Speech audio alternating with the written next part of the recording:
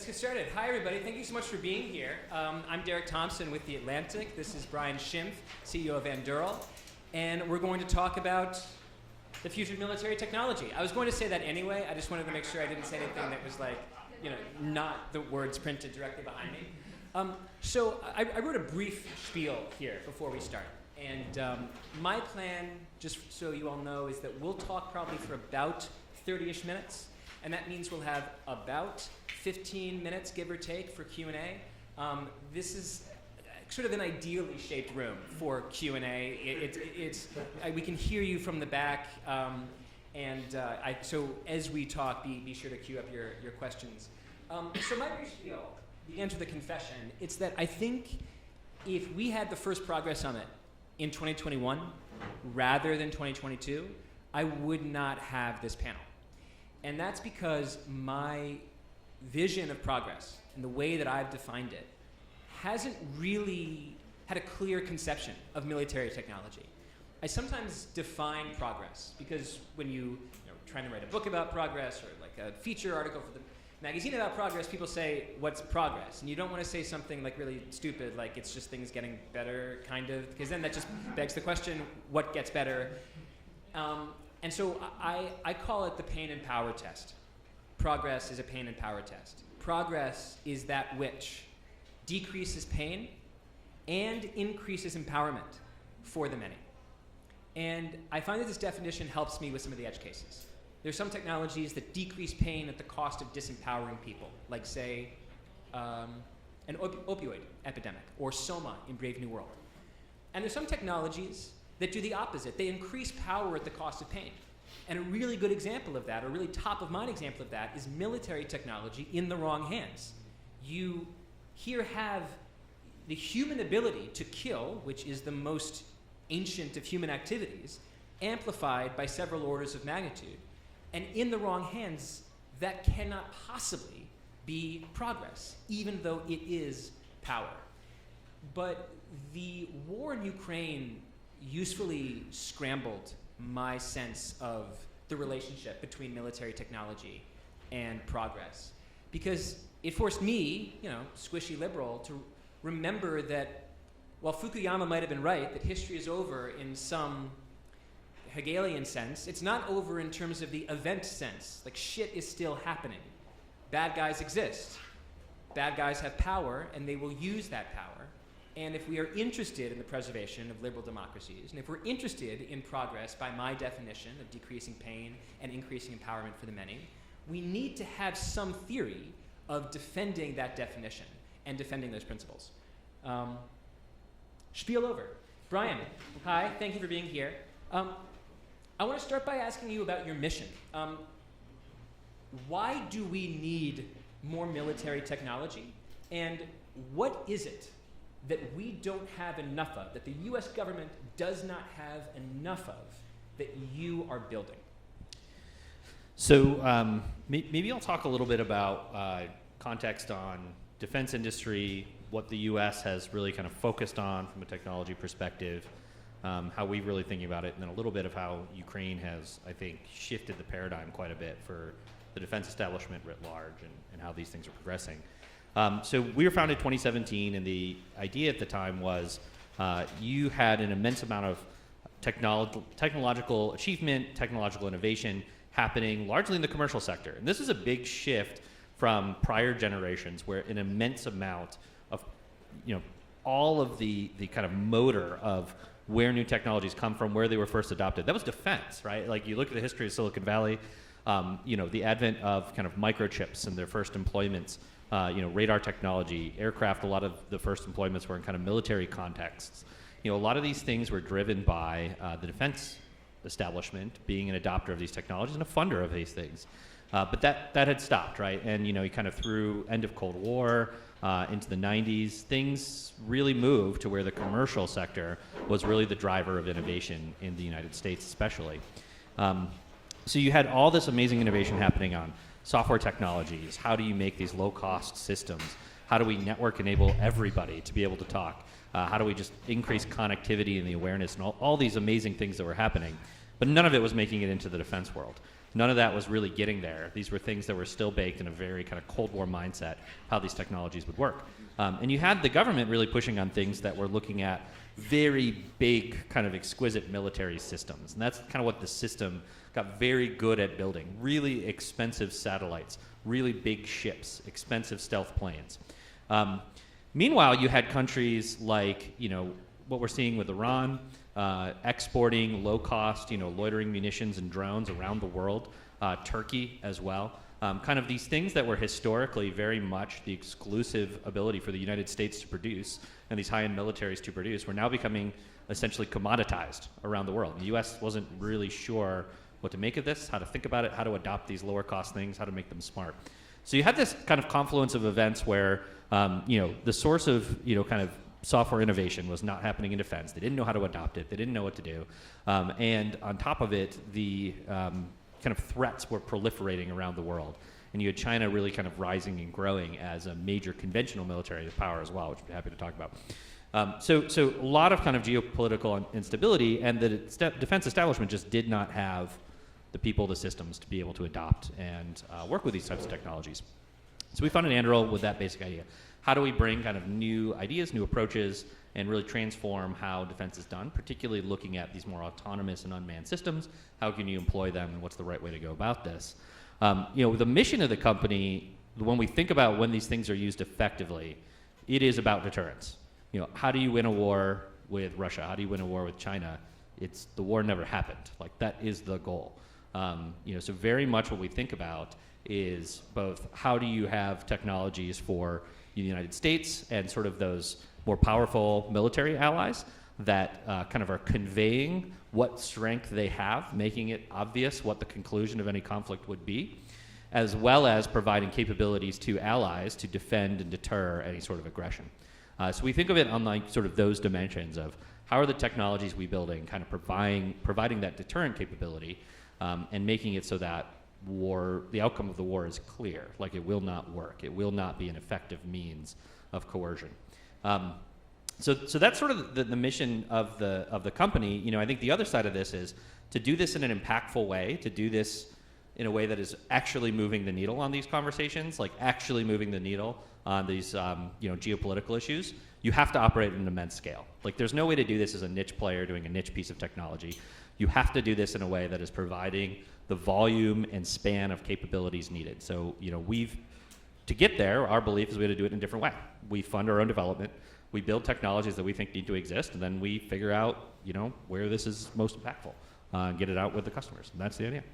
To level set, so that everyone understands what your portfolio is, tell me 3 of the technologies that feature most prominently in your portfolio. So that when you say our technologies, we all have the same image in our head. Yeah, so we focus largely on autonomous systems. So the idea is, how do we make it so that the more mechanical aspects of what the military does can be done in a more automated way? So I think when most people think of autonomous systems, you kind of jump to like sort of autonomous killer robots that are like, going around making like sort of arbitrary lethal decisions.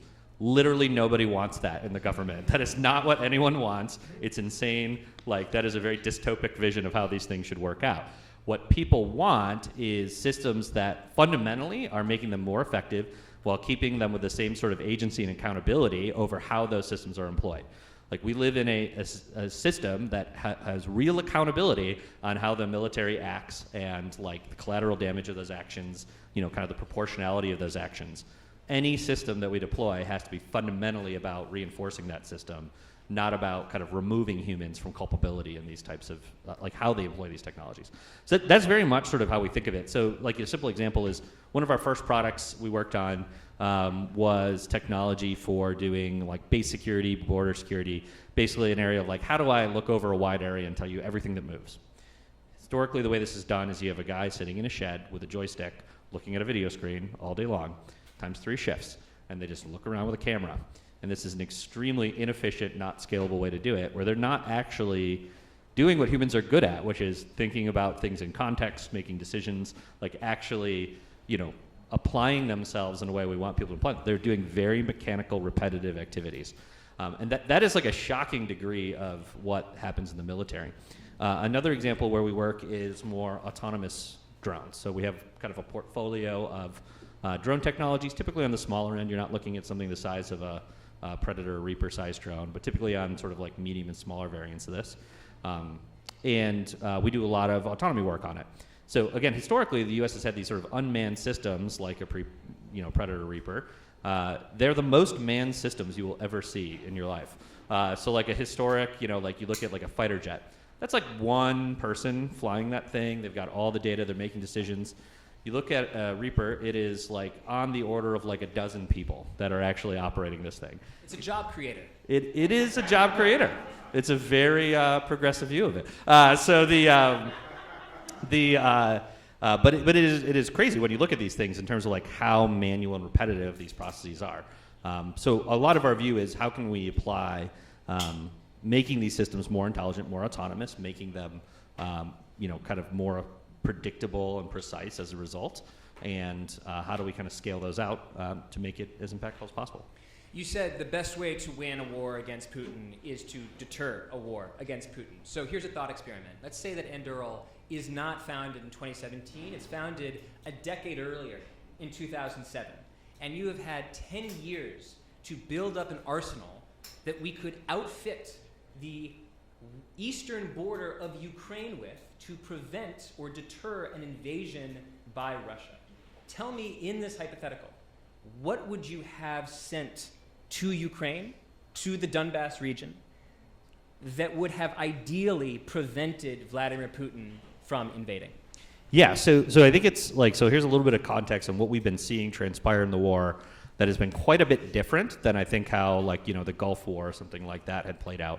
I think if you look at kind of like what did Putin clearly imagine was going to happen, right? You'd kind of knock out capabilities in terms of like communication, all these infrastructure things, all the military capabilities in a large missile strike on day one. Then you'd kind of roll in with tanks and large armor and be able to kind of like roll through these cities and kind of take them by force, right? That was sort of like the presumption, along with some sort of air campaign. So you saw early on in the war a lot of kind of large fleets of helicopters, fighter jets, things like that coming in. What has transpired since? Well, none of those systems are what's actually being employed at this point.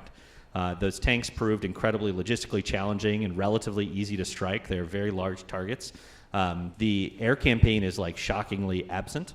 I think on one dimension of this is it's extremely expensive and challenging to maintain that long of an air campaign. But the reality is also there is a huge number of anti-aircraft systems kind of throughout the battlefield that have made it so that it's very, very risky. People do not want to fly there. The loss rates are too high. They don't have that many of these exquisite aircraft. So you kind of like largely seen that this has moved to essentially like large scale kind of drone on drone conflicts in a lot of cases, or use of artillery and things like that, where you kind of moved from these larger, more exquisite kind of like big built up installations, bigger planes, to tons of disaggregated units kind of fighting along the front. And what has really started to move the needle is the ability to kind of like the flow that really seems to be moving the needle here is the ability to very rapidly understand where those munitions installations, those logistics trains, how is Russia kind of getting all these capabilities into the fight, and be able to target those and disrupt those at fairly long ranges. Like those are the capabilities that are really starting to move the needle here. So that ability to really rapidly, disrupt that air campaign, knock out those supply lines, make it very, very challenging to sustain that fight. I think if that was very obvious, and the reality when you look at Ukraine is people think they've been at war for since the invasion happened. They would say they've been at war for about a decade prior to that, where there's been a constant amount of kind of raids and subversive activities happening in the Donbass region, not to mention the Crimea invasion that happened, it's a very discrete event. So that if there was sort of this signaling that they had this ability to very precisely, accurately target and disrupt any sort of adversary activity, I think that would be a huge signal. I think this has a lot of interesting analogs for Taiwan, because they are literally in this scenario where. Can we hold? Hold on, Taiwan. We are absolutely going to get to Taiwan. I want to just stick with Ukraine once more, because I do think that an important gloss that one can put on this is that you begin with the fact that you look at those photographs of Putin, the famous photographs of Putin, where he's sitting at this eternally long table all by himself alone. He was not in touch with the local intelligence. He thought that an invasion of Ukraine would be easy because an invasion of the Crimean Peninsula was easy. He was extrapolating from recent experience to say, well, Crimea, Kyiv, they're both in Ukraine. If I can take one easily, I'll take the other in 2 weeks. And I just want to make sure that I'm hearing what I think I'm hearing, which is that one of the aspects of deterrence isn't just the specific capabilities of autonomous technology to take out supply chains that they can't, reach the area around Kyiv. It's also to send a message that this will be hard. This will not be the Crimean War. It cannot be over in 2 weeks. Given the drone technology available to Ukraine, built by the US, there's no way this isn't going to be a 6-month to 18-month campaign that will cost you so many tanks and so many people. And so you're pulling forward the realization that surely Putin and the people around him have now, which is that the war is hard. It's hard to conquer your neighbor. You want to make that upfront and obvious. This is going to be difficult, and that barrier is hopefully enough in this conception to deter the war in the first place. Is that right? That's right. And I think it's hard to sort of speculate on exactly like what facts or evidence would Putin have believed, but I do think there's a lot of questions on Western resolve. Will Zelensky actually kind of have an administration that will stand up? Kind of all these questions around like how will this actually play out? Will the whole system fold? So I think that's kind of hard to convey in advance, and there was a lot of reasons for Putin to believe it would have just folded. I think everyone was sort of unclear on that. But I think from a straight military technology perspective, I think it is now very obvious what types of technologies will work, and I think he could have made it very obvious in terms of what we provided them, signaling value of those things, doing joint exercises with them, like all these aspects that indicate strength, how they will fight, how they will operate. They are prepared. So I do think there's a huge dimension of not just providing the capabilities in secret. That is not sufficient. It is very much about a reveal strategy as well, which is how do you convey strength, support, and their ability and will to fight is a huge component of this. All right, holding on to all of that, now let's move southeast into Taiwan. What could you build and what could you deliver to that part of the world that would deter an invasion by Xi into Taiwan? Yeah. So maybe I assume everyone here is fairly familiar with like what the consequences are of the Taiwan invasion. It's probably worth just kind of stating a little bit, which is Taiwan is probably one of the most strategic supply chain countries in the world. TSMC makes like 50% of the semiconductors, 90% of the advanced semiconductors. I doubt there's a product in America, appliance, smartphone, anything that does not have a component running through Taiwan at this point. It is a monumentally critical part of the global supply chain. So I think the worldwide consequences of the Taiwan invasion are even wildly more catastrophic than a Ukraine invasion scenario. And I think everyone's paying much more attention to this. The flip side of that is the challenges of sanctioning and providing penalties against China are also wildly harder and more consequential. There's much less alignment that countering China is, in favor of Taiwan is obviously the right kind of position to take for a lot of countries. So it's a much more complex issue, but I think the criticality of Taiwan is very important to understand, right? I think that's important to keep in mind. From a kind of technology perspective, the way I think I'm sort of thinking about Taiwan is number one, they've got kind of two components to this. Number one, they are under like constant harassment and pushing by the Chinese every day. Like this is not a hypothetical one day China might surprise invade. This is Chinese aircraft are invading into their airspace every day, forcing them to respond. Chinese ships are crossing into their territory every day, forcing them to respond. And the reality is you can't not respond because they come closer and closer.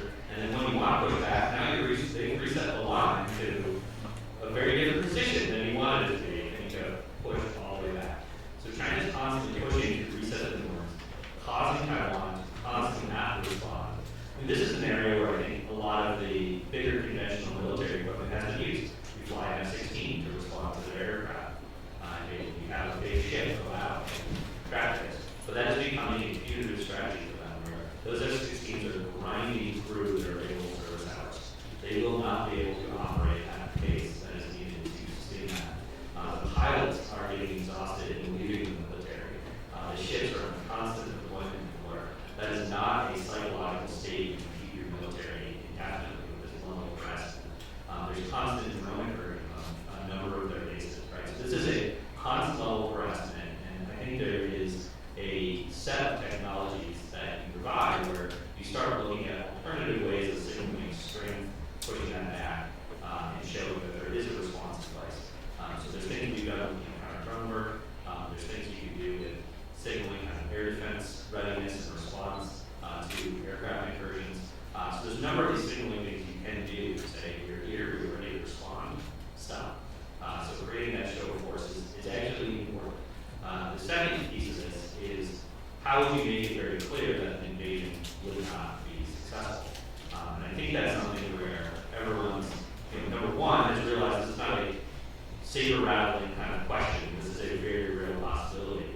I think that you can provide a lot of the technology that works in Ukraine, tactical, javelin, anti-tank missiles, anti-ship capabilities. There's a number of things that we're starting to build out that are those sorts of weapons capabilities that are not meant for shooting deep into Chinese territory or something like that, but are inherently defensive and short-range in nature. How do I combat a large amphibious landing, right? These are the types of problems that they have to be clear that they are ready to solve, and any sort of activity will be punitive. How do I have a resilient air defense network that knows where all the aircraft are and can target this? I have dispersed counter-air capabilities everywhere. These are the types of technologies that I think you can signal, you can be very overt about, you can show that this is the types of things that will prevent Xi from deciding that this is likely to work out. I buy a lot of this. I buy deterrence. I buy the importance of outfitting certain geopolitically significant borders with sophisticated technology that reduces the likelihood of an invasion that would be catastrophic for global food supply chains or global semiconductor supply chains. I do buy this case. I just want to explore the possibility that it's wrong and that it's dangerous. So here's an analogy that might make no sense. Let's say I own a huge property and I really don't want anyone setting foot on this property, so I install a very sophisticated invisible fence that sends up a 5-alarm fire every time someone trespasses into my property. It's loud, the cops come.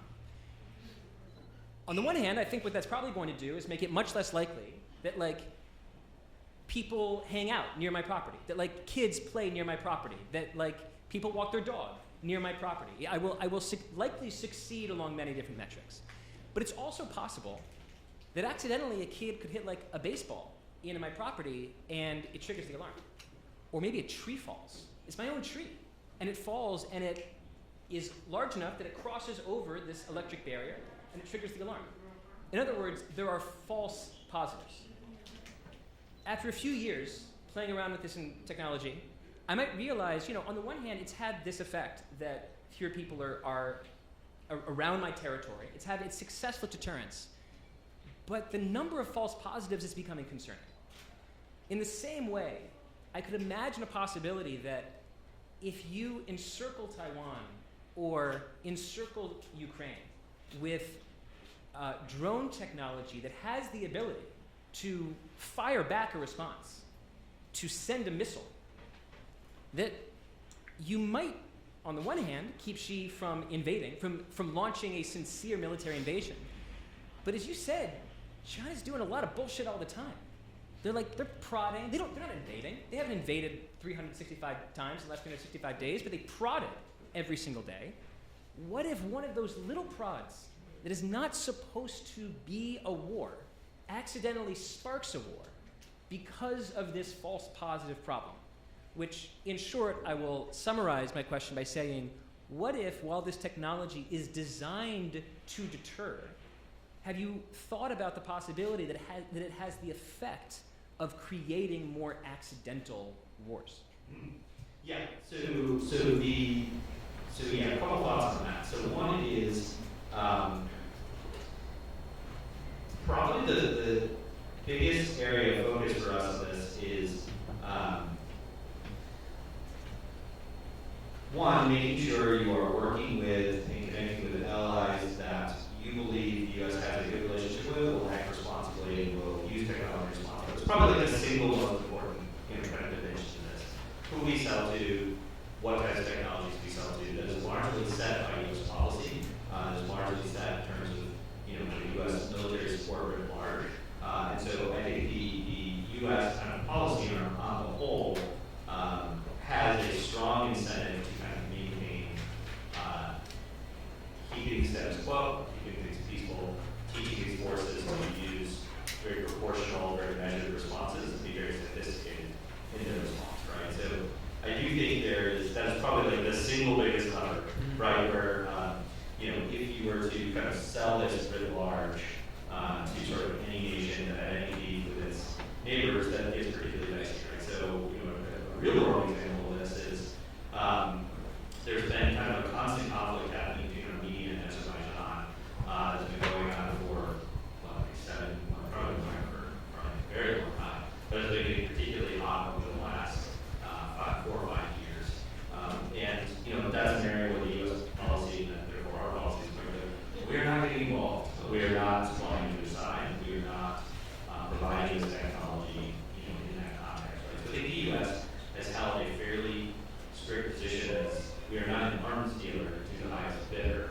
We are doing this as an extension of U.S. foreign policy and how we best support allies in their goal of maintaining deterrence and peace.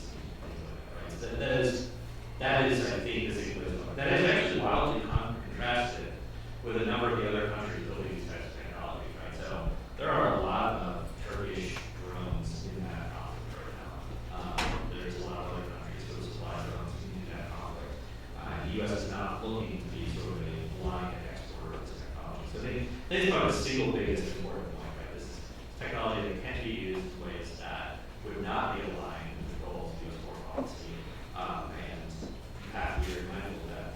I think the second piece of this that's quite important is the types of technology we are supplying to allies are inherently not about force protection, right? They're not about how do I do long-range strikes into China or hit Moscow with long-range missiles, right? That is not the technology you're talking about. These are inherently short-range, targeting technologies. And the second piece of this, there's a lot of push on how do you use very, very limited sort of if you're going to have sort of like some sort of kinetic effect. How does it have a very limited scope? These are not large 500-pound bombs or something like that. They're very, very targeted. But much more is how do I start using like electronic warfare, jamming, communication, all these non-kinetic effects to start to create that deterrence, make it obvious this will not succeed. You will be confused, you'll be overwhelmed, you can't communicate, so it'll be very challenging. So that you can kind of signal and convey that you have that capability to make it very hard, right? So that's kind of the other dimension to this. So I think in terms of the nature of the technologies, there's a lot that can be done sort of in this view of non-escalatory, highly defensive capabilities that are very, very important, right? Like that is a very important dimension of this, where we're not giving, long-range, very strategic weapons to these countries. Yeah, not to play both prosecutor and defense attorney, but like it sounds like one thing that you're saying is that, tell me if this sort of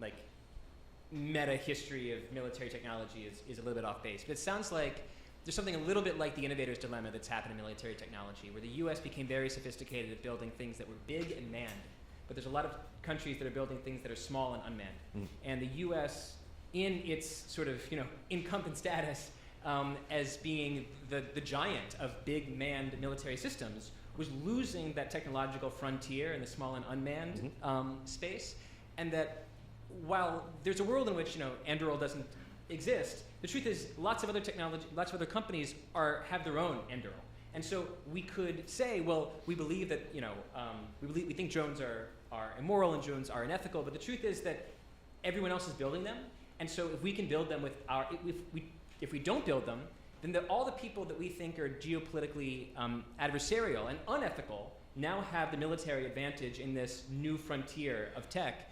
And so maybe we should have our own response to that, but surrounded by the virtues of American liberal democracy, hopefully, which has not always been America's foreign policy, doesn't have the most sterling reputation. Yeah, yes. But that's one hopeful, I guess, sort of Yes. reply to my question. Yeah. I want to ask one more ethical question before I turn it over to the audience to ask your own questions.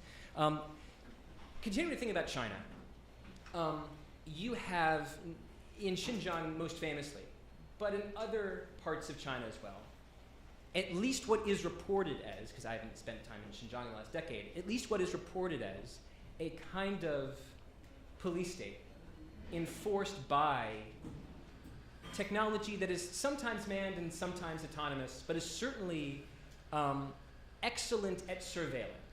You mentioned in your answer about your portfolio of technology that you have built drones that surveil the border.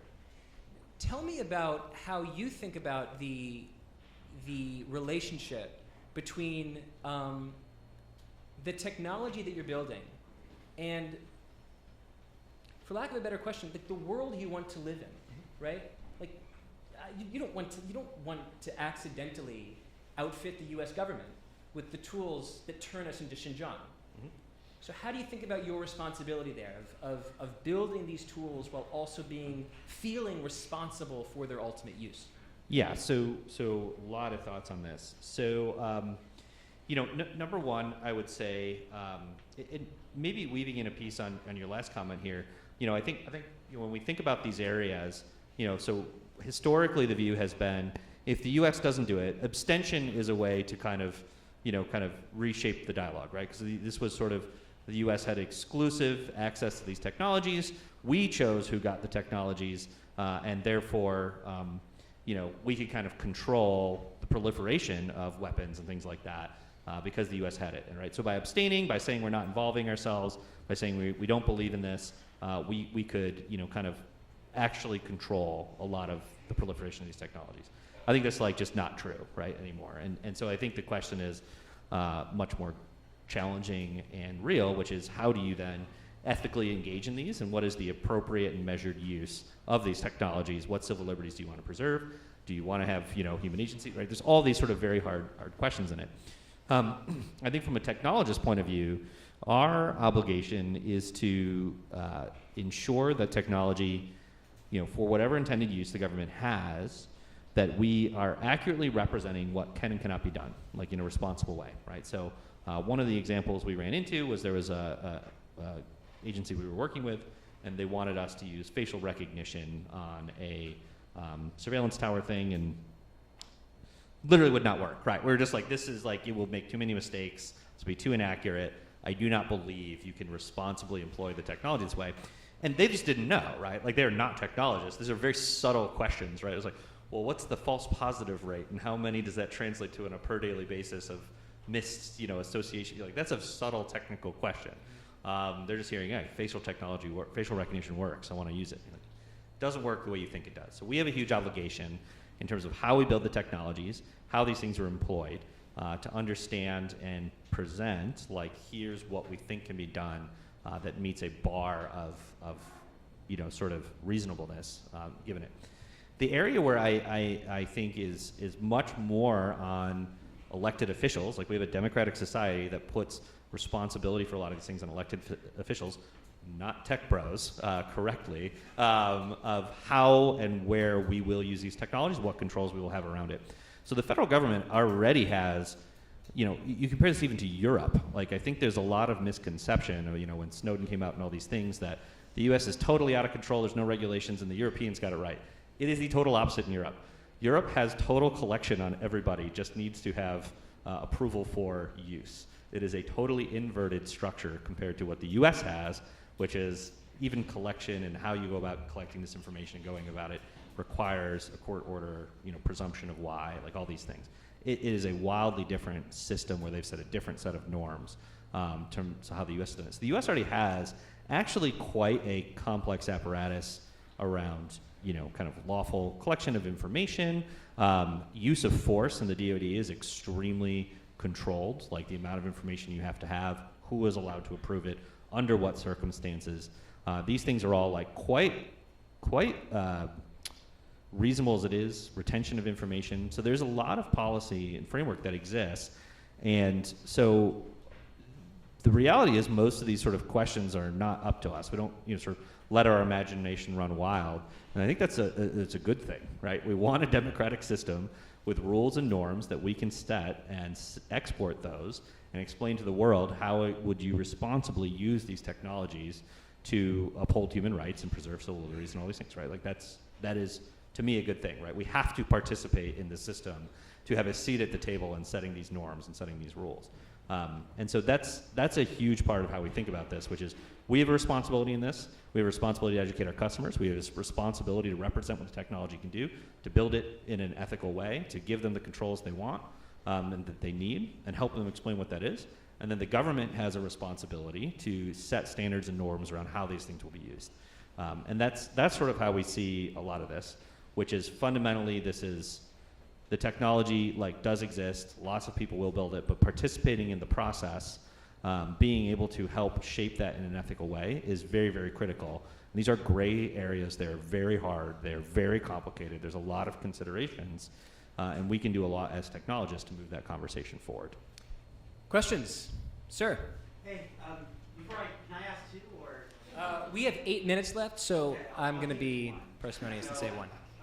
When World War I happened, one of the things that was kind of interesting is at the time, industrial technology made the war so different, they called it the Industrial War. Like, they recognized the technology had a shift. So my question for you is, assuming that a war happens, so I'm sort of assuming the deterrence idea is wrong, what do you think is going to be sort of the name and why? And by the way, you can reject the premise that it is so fundamentally different, but if so, you have to say why. Ooh, I don't know. I'm not good at naming things, but I think the thing that is wild that has shifted with the Ukrainian war has been it actually looks a lot closer to World War I, World War II style tactics than it does the Gulf War or things like that, right? You're looking at kind of this very isolated front, a lot of small skirmishes, things like that. It's very, very different. And so I think it actually is getting closer back to this industrial war concept in a lot of ways. I think it's not nuclear age, right? Like nobody believes, like the nuclear kind of deterrence concept is still there, but it's so unthinkable at this point for large-scale nukes that I don't think anyone really believes that anyone's going to go to that level. So it really is back to this sort of conventional fight of like, how are you going to have these things play out? So I actually think it is probably closer to World War I era in terms of the kind of smaller units, much more skirmishing, much more limited sort of campaigns than you've seen in like Gulf War, for example. Sir? I wanted to probe a little on this deterrence idea, because especially with respect to something like China. So it seems to me that if you make your capabilities super visible, then the other side clearly, all their military journals and their war games and their technology development is trying to defeat that. Right? So you sort of need the horseshoe in the glove, okay? And they don't know about it, it seems to me. And in the case of something like an invasion of Taiwan or even a blockading type approach, it seems like the one thing we have going for us is, even though we don't have the bases in the area, we have all those other problems, sea denial is the mission. All we have to do is figure out how to sink all their ships.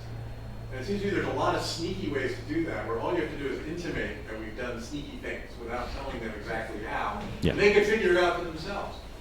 Captor mines or old mines, that's the oldest drone technology, unmanned, submersible. I mean, you could, seems to me that would be the way to do it without telling them how we're doing it. A silent service. Yeah. Is that not? Oh no, it's definitely in the conversation. I mean, there's this saying like, how many mines do you need to make a minefield? It's 2. Well, you blow up one and then the other one's hanging out and you say it's there. So I do think there's definitely kind of that view as well. These sort of reveal, conceal things are very, very hard, right? Like, again, it's like the goal is to prevent a war. And so there's a degree of you want to seem 10 feet tall, because that is advantageous, even if, you know, signal strength when you're weak sort of view. But there is also a degree of, you know, kind of covertness to make it harder and harder to counter. I totally agree there. And I completely agree with you that the undersea side is probably the number one advantage that the US still has, and makes it very, very hard for any sort of like Chinese invasions. Like counter air, counter surface are like the number 1 and 2 areas you're gonna have to focus on.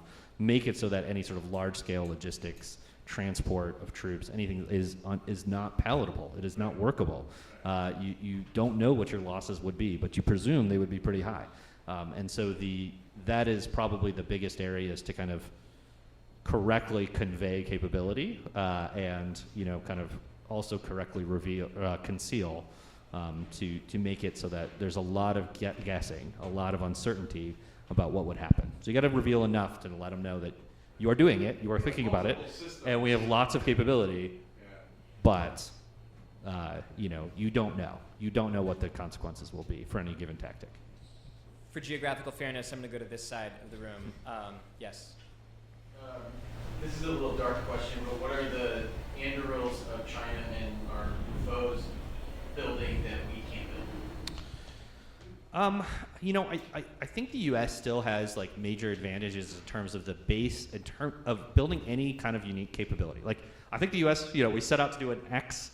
You know, we can do it. There's a couple caveats in that. They're way ahead in terms of like hypersonics is like one area that's wild. So like the U.S. has done very few hypersonic tests. We've gotten so risk averse, like so nervous about doing these tests. I think China has done something like over 1,000 hypersonic tests, and the U.S. has done on the order of like 50. Like, it is wild. So the pace that these things are moving is very, very different there. So the bigger risk to me is actually the pace of adoption and innovation on these things is very different. We have a legacy fleet. It's very expensive to upgrade. We have a huge sustainment bill. Like, the amount it takes to sustain and operate the force we have is through the roof. And so, you know, it's like, there's so many analogies to this in industrial space. Like, why are airlines really profitable when they first come out and buy all these new planes? Like, well, because they were new, they're really cheap. They, like, you know, all these things kind of work out. When you have this massive footprint, it's super expensive. So the US has a huge disadvantage in terms of the capabilities we have and our ability to innovate on it. So that's the area where I see the biggest issue, is like they are moving at a pace and accepting more risk and able to integrate these concepts very, very quickly. You know, China's doing this, Turkey, you know, Iran, like all these countries are very rapidly innovating on the military. Some are, you know, Turkey's kind of in the middle of ally and, you know, complicated. It's a complicated relationship status, but you know, that is the biggest advantage right now. I'm sorry to say that we are out of time. Lots of questions I know didn't go answered, but thank you all for listening. Thanks for your great questions.